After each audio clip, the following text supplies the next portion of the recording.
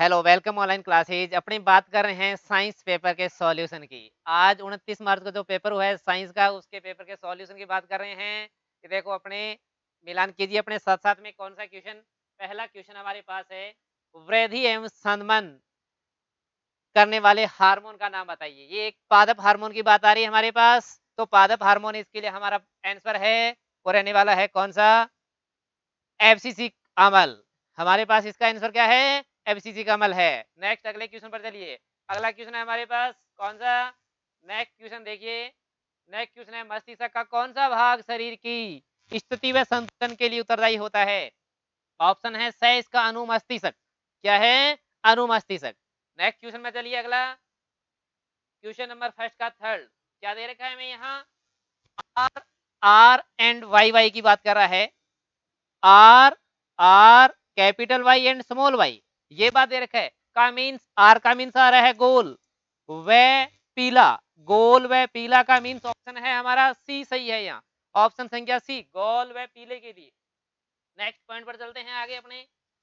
अगला question first का fourth, ऊर्जा के नवीकरणीय स्रोत का नाम बताइए। नवीकरणीय ऊर्जा स्रोत लकड़ी, कोयला, पेट्रोल नहीं हो सकते। का मीन्स पवन ऊर्जा। इसका ऑप्शन है हमारे पास ए ऑप्शन सही है। ऑप्शन संख्या ए फर्स्ट, ए सही रहेगा। नेक्स्ट आगे चलिए अपने अगला क्वेश्चन फर्स्ट के फिफ्थ क्वेश्चन में, राजस्थान में जल संग्रहण की पुरानी संकल्पना का नाम क्या है? खादीन। ए ऑप्शन इसका खादीन ऑप्शन है, वो पहला ऑप्शन खादीन सही। नेक्स्ट क्वेश्चन चलिए अगला। ये कह रहा है दिए गए चित्र में कोण x का मान बताओ। तो हमें ये दर्पण दे रखा है। परावर्तन के नियम में पता है कि आपतन कोण व परावर्तन कोण के बराबर होता है। आपतन कोण परावर्तन कोण का मीन 30 डिग्री बराबर 30 डिग्री। ऑप्शन संख्या कौन सा है हमारा?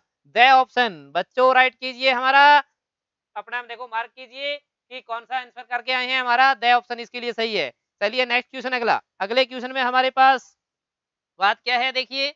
अगले क्वेश्चन में हमारे पास पारी तारिका की पेशियां नियंत्रित करती है। तो हमारे मानव नेत्र में एक तो लेंस की स्थिति बदलती है, एक बदलती है पारी तारिका। तो पारी तारिका की पेशियां नियंत्रित करती है, पुतली के आकार को नियंत्रित करती है। तो बच्चों हमारा कौन सा ऑप्शन सही है? सी ऑप्शन सही है। यानी पारी तारिका किसको नियंत्रित करती है? पुतली के आकार को नियंत्रित करती है। पुतली के आकार को क्या करती है? नियंत्रित। पुतली का आकार का मतलब हो गया है हमारे पास साइज ऑफ पीपुल, यानी तारा जो आंख में छोटा तारा होता है उसको। KWH किस भौतिक राशि का मात्रक है? विद्युत ऊर्जा का। किलोवाट घंटा क्या है? KWH। KWH किसका मात्रक है? विद्युत ऊर्जा का। मीन्स हमारे पास ऑप्शन संख्या क्या है इसके लिए? बी ऑप्शन सही है। चलिए नेक्स्ट क्वेश्चन आगे की ओर।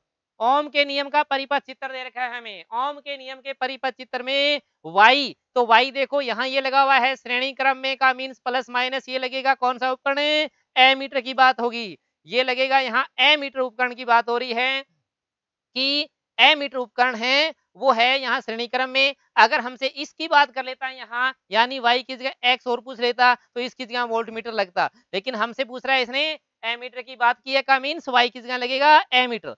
ठीक है, नेक्स्ट क्वेश्चन की बात करते हैं आगे। और अगला क्वेश्चन देखिए। अगला क्वेश्चन हमारे पास, वातावरण में चांदी के ऊपर काली जंग, यानी हमें पता ये है कि चांदी पर जंग लगती है काले रंग की सल्फर के साथ। इस प्रक्रिया का नाम क्या होता है? इस प्रक्रिया का नाम होता है क्या? देखिए कोरोशन कहते हैं। का मीन संक्षारण कहते हैं। जंग लगने की प्रक्रिया को यहाँ संक्षारण बोला जाता है।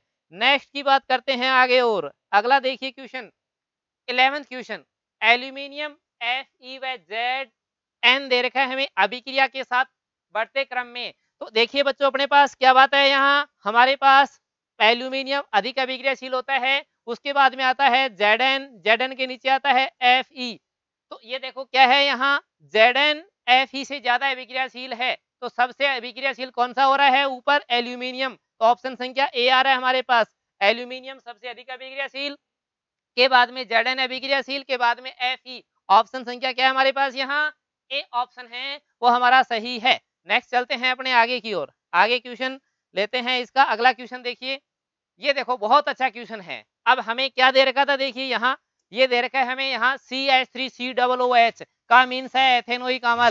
और ये क्या है? एथेनॉल। किसी अम्ल उत्प्रेरक की उपस्थिति में एस्टर बनाते हैं। तो ये मेरी जो इंपॉर्टेंट वाली क्लास थी जिसमें मैंने एस्टरीकरण को इंपॉर्टेंट बताया था, वो इंपॉर्टेंट पॉइंट CH3COO C2H5 लिख के बताया था। का मीन्स देखो CH3 C double bond O के साथ क्या लग रहा है यहाँ, ओ के साथ CH3 का मीन्स हमारा ऑप्शन कौन सा सही रह रहा है इसमें से, इसमें ऑप्शन देखिए बच्चों CH3 COO CH2 CH2 का मीन्स द ऑप्शन हमारा सही है। यानी ये एक मीठी गंध वाला यौगिक बन रहा है, उसका नाम क्या है यहाँ, एस्टर है। पहले के 12 क्वेश्चन क्यों राइट बच्चों, अपने कितने क्वेश्चन सही हो रहे हैं, कमेंट में जवाब दीजिए कि मेरे ये क्वेश्चन इतने क्वेश्चन सही है। चलिए आगे नेक्स्ट सेकंड क्वेश्चन की बात करते हैं। सेकंड क्वेश्चन में देखिए क्या हमारे पास, फर्स्ट क्वेश्चन आ रहा है सेकंड का, रेगिस्तानों की पूर्ति कीजिए। लार में भी एक एंजाइम होता है, आप लोगों की बुक का ये सेम प्रिंट लाइन दे रखी है, क्या कह रहा है, लार में भी एक एंजाइम होता है जिसे लार ये एमिलेज एमिलेज या एमाइलेज या लाइपेज भी लिख रहे हैं कुछ इसको, का मीन्स ये इसका आंसर यहाँ। कायिक परिवर्तन का एक लाभ यह है, 2016 के पेपर में प्रश्न आया था ना कि कायिक परिवर्तन बीज उत्पन्न करने की जो क्षमता खो चुके हैं उसके लिए लाभ क्या है यहाँ, तो लाभ जनक पौधे के समान होते हैं। यहाँ हमारे पास इसका क्या रहता है आंसर, यहाँ हमारे पास बात जो आएगी वो आएगी, हमारे पास यहाँ बात रहने वाली है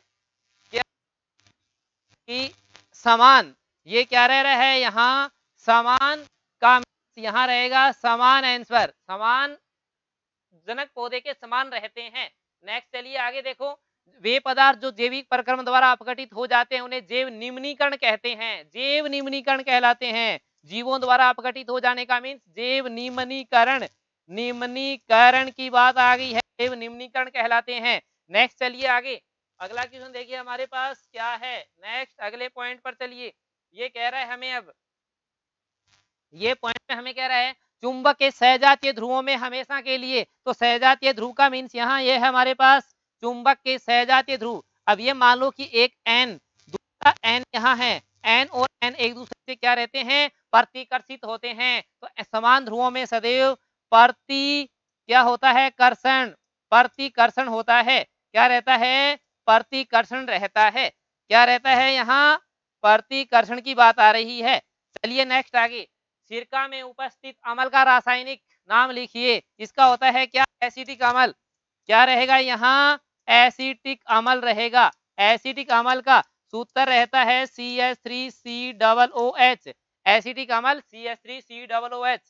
नेक्स्ट क्वेश्चन की बात कर देते हैं आगे, क्या है हमारे पास क्वेश्चन देखिए, फर्स्ट का 6 क्वेश्चन, कहने का मीन्स अपने 12 + 6 18 अंक का मैटर है, उसका वीडियो एक शॉर्ट मिला है, अगले वीडियो में अपने अगले क्लास में मिलेंगे। अभी इसका 6 क्वेश्चन देखिए, देखो आधुनिक आवर्त सारणी के तीसरे आवर्त में, बच्चे देखो इस क्वेश्चन को बहुत ज्यादा गलत करके हैं, कैसे करके हैं, आधुनिक आवर्त सारणी, बच्चे ये पढ़ लिया, आधुनिक आवर्त सारणी में तत्वों की संख्या बताओ, 118 लिख के आगे, नहीं, आधुनिक आवर्त के पहले आवर्त में तो 2 तत्व होते हैं, दूसरे आवर्त और तीसरे आवर्त में 8 तत्वों की संख्या रहती है, तो इसका आंसर होगा बच्चे क्या, अपना 8 आंसर है वो सही होने वाला है।